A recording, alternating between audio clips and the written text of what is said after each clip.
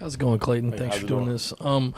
Two of the last three games, Tennessee and A&M defenses, Mm-hmm. giving up a lot of yards and a lot of points. But how much of that has just been because been on the field too long? I mean, do you think the defense has just gotten worn out at the end of those two games? But there's a little bit of that, but we make no excuses. We have to go out and do our job every single time that our number is called. So our guys understand that. We just have to do a better job in understanding who we're playing and what's going on, the kind of game it's going to be, and just make sure we do a great job of aligning, getting our eyes correct, and get off blocks and make plays at the end of the day when it comes to the run game and passing game. But definitely, make no excuses. But there's a little bit of that, but we got to do a better job of getting off the field on third down. It's not a lot about what the other side of the ball is doing, but it's really about us getting off the field and doing our job when we're on the field. Clayton, I got to ask, how's Omega Blake been as the scout team quarterback? I guess what's that been like for y'all to get? Yeah, Omega's giving us a good look. So is Connor when he's had an opportunity. Obviously, Omega is more of an athletic quarterback, more like the style that they have down there in Gainesville. I think he's done a good job. He's having fun with it. I think the players respect it.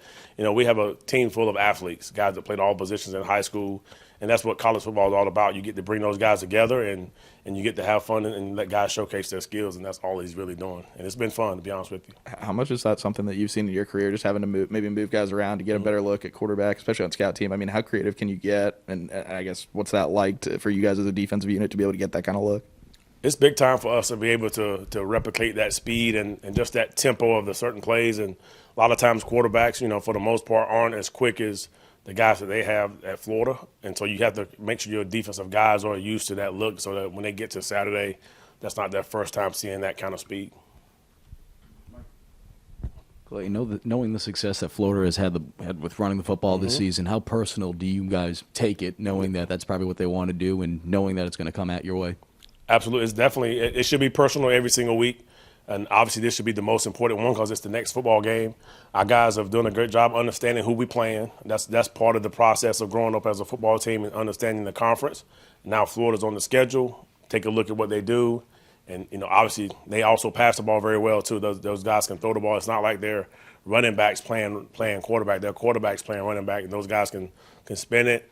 They make the right reads. They know when to scramble. They know when to not the scramble, and obviously Coach Mullen does a good job with the QB run game. So our guys are dialed into it.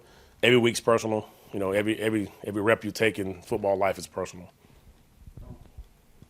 And how do you coach that in practice in terms of when to rush the quarterback, when to maybe set a spy, when you know that these quarterbacks are mobile and they're going to be able to escape the pocket when they do? Well, the way you coach it is you have to obviously continue every single rep.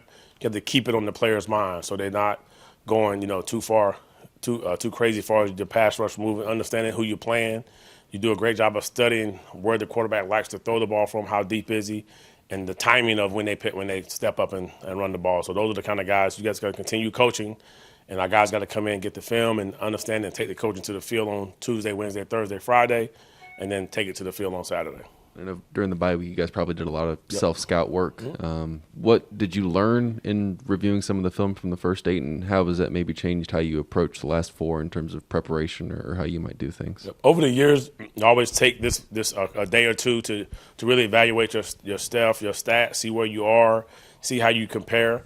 There may have been something that you've seen on tape from another team early in the year that you didn't have time to really dive into. You may take a couple hours here on a bye week to dive into another scheme that you may like. And also, just as far as getting better, it's more each position, and you kind of take a really good look at how you can improve these in the month of November. So you can't really do too much. You can't really overdo it because you can kind of mess yourself up. But just do what you're doing and just do it better. That's really that's the goal, is to come out in November and just play better in all phases of the football game.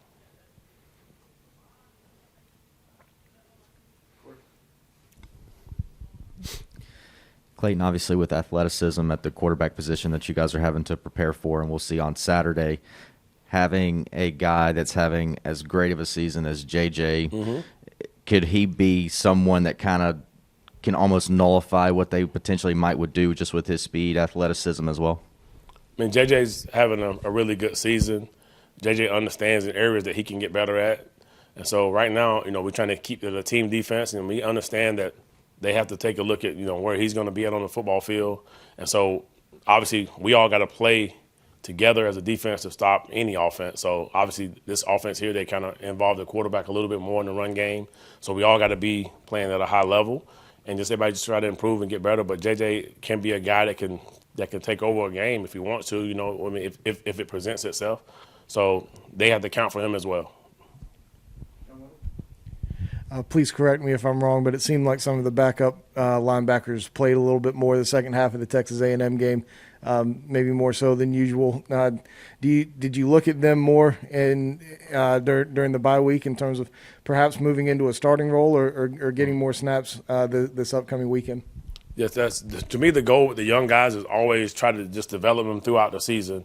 And as the season goes on, and those guys, obviously Damani and Brad have played a bulk of snaps, and they're also on the punt team. So, we'll continue a great job of keeping them fresh in the fourth quarter. So when I put those guys in, they started playing well, and you can keep it. To me, it's more the better.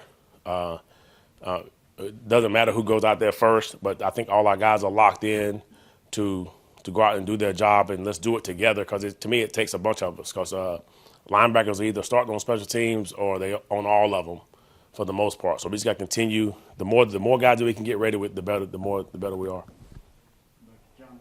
Mm-hmm.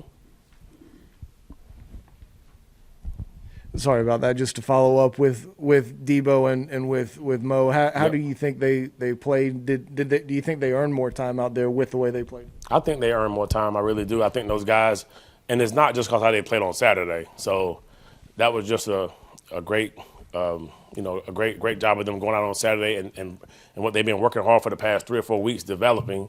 And then they got an opportunity in the game and they played well. They made some production. So to me, you do earn time that way. Yes, you do for sure. But you have to continue working at practice, keep on going, and but they've done a great job. Those guys definitely earned some more playing time.